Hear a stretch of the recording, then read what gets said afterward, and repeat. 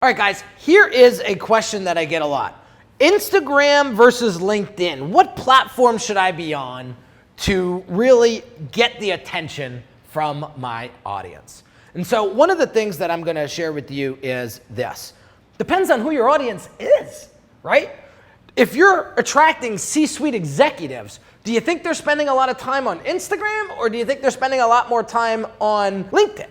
Right? So Steven, the salon guy, he helps me with all of my YouTube videos and content. And when we were chatting offline, he says, this is a topic that we need to discuss because I want to know the answer myself. Yeah. So, well, it's interesting because you hear a lot of high-profile social media guys saying, put as much content out there as possible. They don't really talk about the platform specifically. They say, be on LinkedIn, be on Facebook, be on Instagram, be on every possible thing, but nobody really breaks it down like you just did. Because I could be spending hours and hours of creating content for Instagram, but I'm not trying to, the people I'm after aren't on Instagram, or vice versa. LinkedIn, it's a whole different thing. So I think this is something I'm very interested in, and I think the viewers will be too. Yeah, so what you want to do is you got to keep in mind who your ideal client is. Right? And you have to really get into the demo and psychographics of what's going on in their lives. Where are they going to consume content, right? What I realized was the real high net worth folks that I work with, they love podcasts, right? They love to consume audio because they could be in the gym, they could be driving in their car, and they could be consuming information that's valuable to them, right? That's why we did a super push for my podcast. So we're producing 2 podcasts a week now, right? So getting back to LinkedIn, right? I think LinkedIn is for the business to business, right? The folks that are helping those guys and gals, that's where you want to spend a lot of time. So writing articles, that is a great way to build your credibility and to share your expertise and knowledge. Sales Navigator is another phenomenal way to really pinpoint and dial in and filter out the people that you don't want to do business with and the people that you do. Right? It's a paid service, but let me tell you something, it's worth every bit of the $80 you spend a month having that, right? Instagram, on the other hand, would be perhaps for the millennial, right? Or the folks that are a little bit younger that love to see the creative side of you, like to really see the behind the scenes side of you, and it's a completely different demographic. It's a completely different person. So you have to keep that in mind. How about spending money? Like, can you do ads on LinkedIn? You can do ads on Facebook, on Instagram and all that, right? Like, sure. Well, spend your money wisely, okay? One of the biggest problems I see, guys, is the client doesn't know their audience well enough. They go out and they start spending all this money on ads, and they're falling short. The ad cost is super high because they're not dialed in, and they wind up spending a tremendous amount of money, time, and energy, all wasted. Right? So I tell you, you really do the foundational work first and see where the audience is hanging out and then spend your time there. The other thing I want to say is you mentioned something before, and I'm super hypersensitive to this, is a lot of these gurus out there are telling you to do everything, be on every platform, write your blog, set up your YouTube channel, be on LinkedIn, be on Instagram, be on Twitter. Who the hell's got time for that? Right? And if you're on, like I said, if you're working for business to business people and you're on Instagram and they're not hanging out there, what are you doing there? Right? It's like going to a party where nobody's at, right? And trying to have a good time. Yeah. It's not going to happen.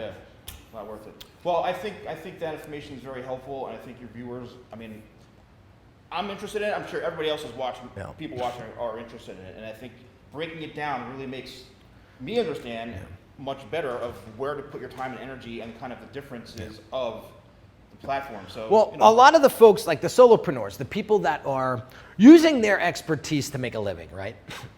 I find that LinkedIn will bring a much stronger, attractive audience member than any of the other platforms. Why? Because when people come to LinkedIn, they're in a business mode. Right? They're in a business state of mind. Instagram, they're just scrolling. They're looking to be entertained. This right? is Instagram. Right. LinkedIn, you're sitting down. Right. You're sitting down for 25 minutes on your phone. Instagram, it's on and off, on and off. Right. And so what I'm trying to explain to you guys is this. One platform isn't better than the other. I'm saying that it all comes down to your audience and being in the same room that they're hanging out. And that's how you're going to create the attention. So you don't have to be everywhere. You just have to be in the right place at the right time with the right message. And that's what I help my clients with on a daily basis, is dialing in that message and really simplifying things, Stephen. Yeah. People try to make things so complicated, right? It's funny, I spent a week in Spain, Italy, and France, and I had a lot of time to sort of decompress and to think about a lot of the things and reevaluate where the business was going, and because I had a lot of free time. And what I realized was, Steve, I was trying too hard. That's what was going on. You know, it's like it's like right now.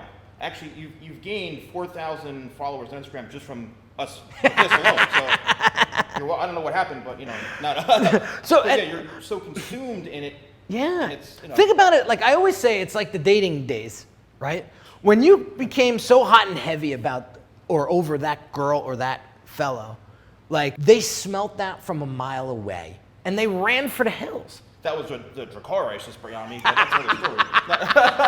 But that's what's going on. And what I realized is you don't have to do so much. You have to do the right things, right? And that's what's going to get you the results that you're looking for. So when I got back from vacation, I did that reevaluation and I said, what can we cut out here to really streamline things and focus on the things that are most effective, the things that are going to drive the most attention, the things that are going to drive the most revenues and profits, and focus on that. So what I wind up doing is I wound up cutting a lot out. Right. And what was the result? I got a lot more free time back.